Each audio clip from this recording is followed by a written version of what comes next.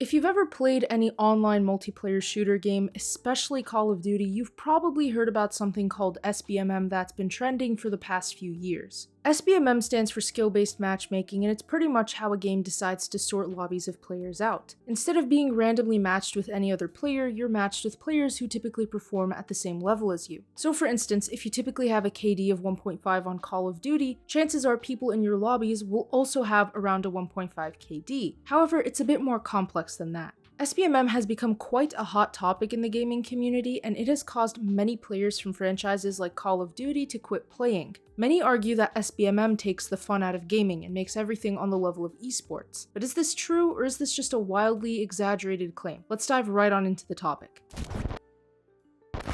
Skill-based matchmaking utilizes complex algorithms to match you with other players of a similar skill set. Oftentimes, you'll be matched with players in a similar location or players that have a similar internet connection. You've probably seen this being labeled as your ping. The smaller your ping, the faster your connection. SBMM takes into account things like location and connection, but its main priority is the skill level of the player. Call of Duty is pretty much the biggest game at the center of this debate, and Call of Duty players have been speaking out against SBMM for quite some time now, but why? Call of Duty's SBMM algorithm considers multiple statistics: your time played, your score per minute, KD, and other things. Pretty much, when you load into a game and search for a lobby, the algorithms are hard at work searching for someone that plays similar to you. So the lower your skill level, the lower the skill level of your lobby. The higher your skill level, the higher the skill level of your lobby. However, the system is hardly perfect. Let's just say you on average have about a 2.0 KD in Call of Duty. You're going to be consistently placed with people who have a similar level to you. But what this does is that it pitches people of the same skills together, making it a lot harder to compete. Imagine being in a race where every single player runs at theoretically the same speed. Now imagine how much more difficult it would be for anyone to stand out and have recognizable talents in this race. The harder you try, the harder everyone else seems to try. This is what often diverges into what players call things like a sweat fest, wherein they basically need to try a little way too hard in order to get anything substantial. This clearly drains the fun from any game you're playing. Oftentimes, people play video games to do things like, just unwind after a long day, escape from the real world, just have some fun. Now imagine trying to unwind, but you can never win a single game. That obviously creates frustration and leads to anger, and chances are if you're quick to anger, you're not going to be enjoying your games at all. High skill players are essentially barred from being able to enjoy anything casually when SBMM is implemented the way it is in Call of Duty. They're constantly cranked up to the maximum in regards to effort. This argument holds plenty of merit, but there is another end to the spectrum. There are players who believe that because SBMM sorts the high skill from the low skill players, it makes things more fair and balanced. Let's just say you're a low-skill player and you're trying to enjoy your time at the end of the day. However, when you get on, there's one person on the other team that's so good and it makes enjoying the game virtually impossible. You're probably going to get frustrated and you probably feel like you can't compete. A lot of the time, low-skill players are simply casual players that don't feel the need to try hard at video games. By sorting lower-skilled players, they have a chance to enjoy the game with people of their skill set, which levels the playing field more. Many people against SBMM say that they don't want to have difficult lobbies all the time, but others believe that that only indicates that higher skill players just want to pub stomp casual players. However, SBMM also makes it difficult for a low skill player, as oftentimes you'll have a good game where you really destroy the competition, and then you get placed in a high skill lobby and all of a sudden,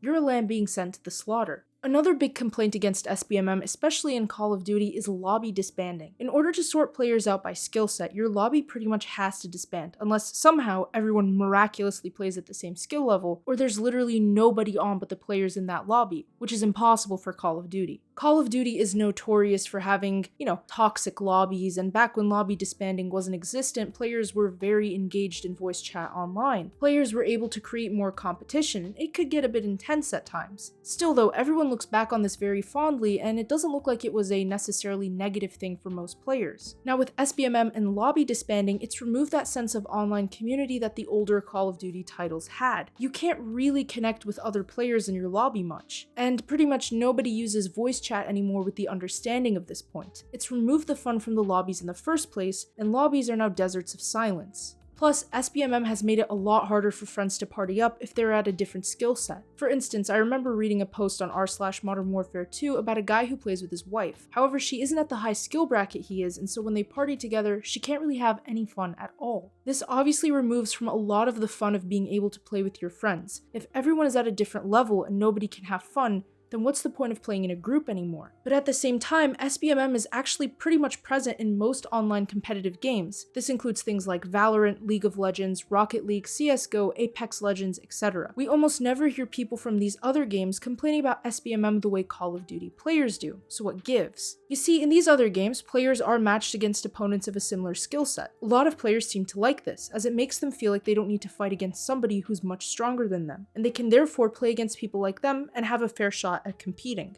Other games often look at Call of Duty players complaining about SBMM and wonder why high skill level players don't want to play against people of the same skill set. It's already present in almost every online video game that has a competitive multiplayer component, no? I think it really boils down to a few things. Firstly, Call of Duty has the largest player base arguably of all of these games. It is pretty much the highest selling video game every year. Despite projections saying that Elden Ring would beat Modern Warfare 2 back in 2022, Modern Warfare 2 still beat Elden Ring in sales. Therefore, complaints will likely be more vocal and more apparent due to the larger community size. Second, I think since Call of Duty used to not have this sort of SBMM, the implementation of it is not really clicking well with people who have been playing the franchise since the early 2000s. For players who are new, they likely don't even realize that it's happening or that it's there. For players who have been in the franchise for a while, they definitely realize the difference. I think there are some people who do exaggerate on how much they hate skill-based matchmaking. Realistically, if you're not a high-skill player, you'll likely never feel the impacts of SBMM. And for the most part, the average KD of a Call of Duty player is 0.99 to 1.0 for MW2 2022. When you think high skill, you're thinking maybe anywhere from a 2.0 and above. That's just not the majority of players. Because of that,